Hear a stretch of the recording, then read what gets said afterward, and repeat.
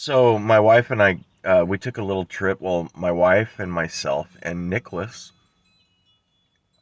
we went to San Diego on Thursday. That's about a 6 hour, well, 5.5 hour drive from where we live in the valley, the center of California where we live. We went to San Diego to watch my son become a Marine from Marine boot camp. That was interesting. Then we drove to San Simeon, the coast, where we spent some time, had fun, ate some clam chowder, did some hikes. Yes, I'm walking and hiking, trying to get myself in shape because I believe that's what the Lord wants me to do. I've never taken physical exercise that's serious in my life. I mean, there's been times in my life where I have been in shape, but I believe that the physical is just as important as the spiritual. Anyway, on those trips, I had the opportunity to listen to talks about the prophet Joseph Smith. If you've never listened to the lectures of Truman G. Madsen on the prophet, there's like 8 or 9 lectures, maybe more, I'm not sure. You can find them on YouTube. Truman G. Madsen, the prophet Joseph Smith, look up that.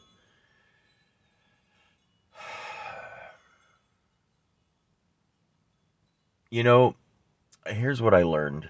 Not only did I learn a lot about the prophet and how he thought and how he loved, and he wasn't a perfect man, but he wasn't a bad man. When we say he wasn't perfect, doesn't mean that he was wicked. There wasn't anything wicked about him. Uh, he was misunderstood by his critics. People left the church because they didn't like what he was doing. They didn't understand Revelation.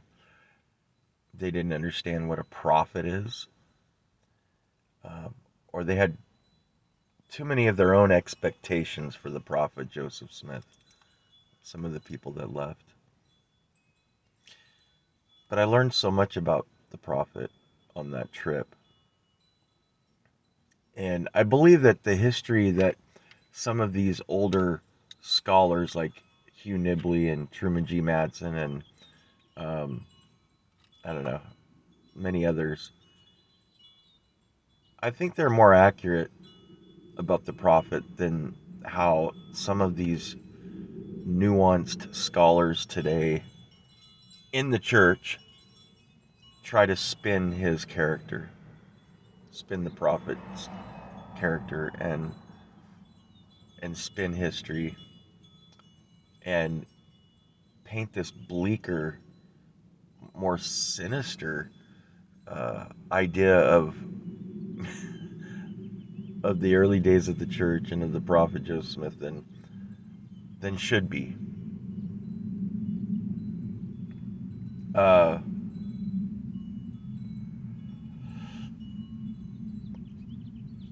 Truman G. Madsen talks about the Kirtland Temple.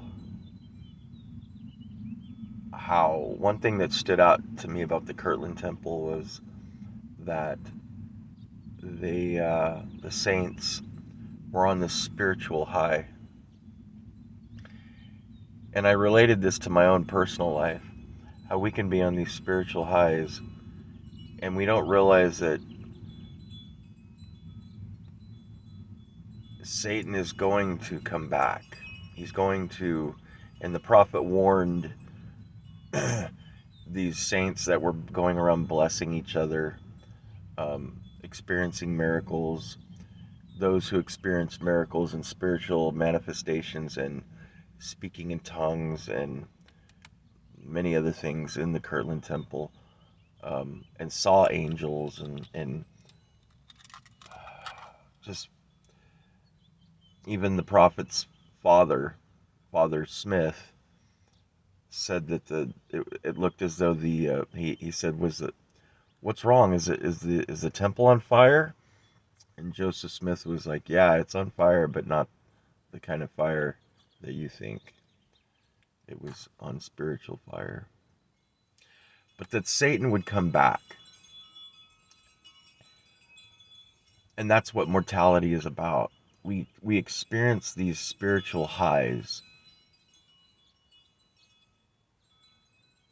but they're not meant to uh, shelter us from the adversary forever in mortality. Um, Satan does ultimately come back and mess with us. And he warned the saints to protect themselves and be prepared for those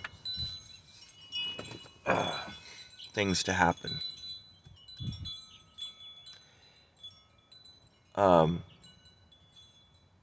so I guess my message for you today would be to remember, always remember. My grandmother would say, because I would talk to her about spiritual things, and I would say, Grandma, I don't feel the Holy Ghost like I did when I first received I've never felt the Holy Ghost.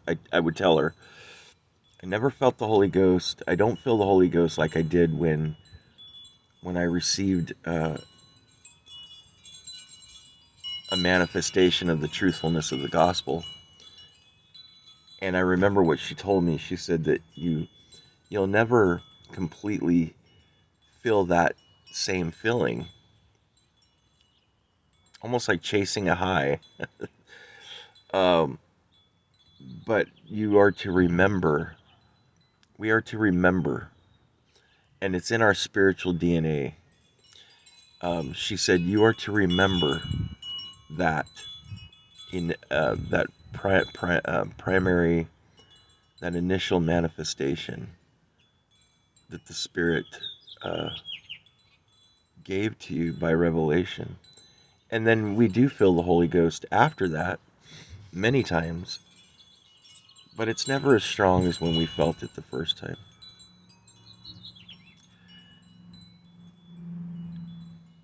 And I believe that what kept the saints going in those early days were remembering the spiritual highs that they did experience at times.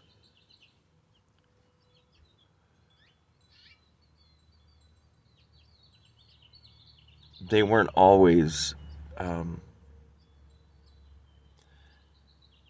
just because they were in the presence of the prophet or Brigham Young or uh, these spiritual giants back then. They weren't sheltered from the adversary and from adversity and tribulation.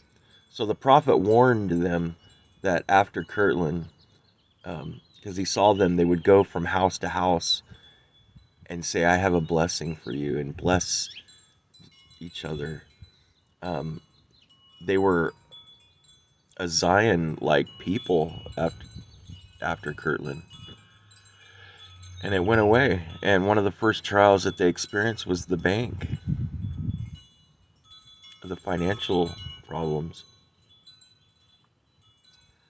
Um,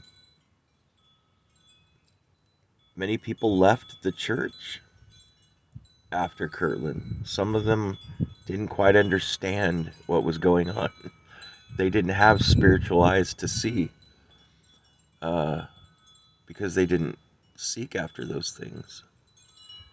And then there were those who were on the same page spiritually as others during the Kirtland experience. Anyway, I'm. I would highly suggest that you check out Truman G. Madsen and some of the lectures that I found on YouTube. They're pretty neat. I can't remember where you find them. Oh, I think it's BYU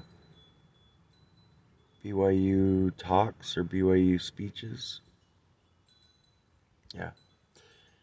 All right. Thank you.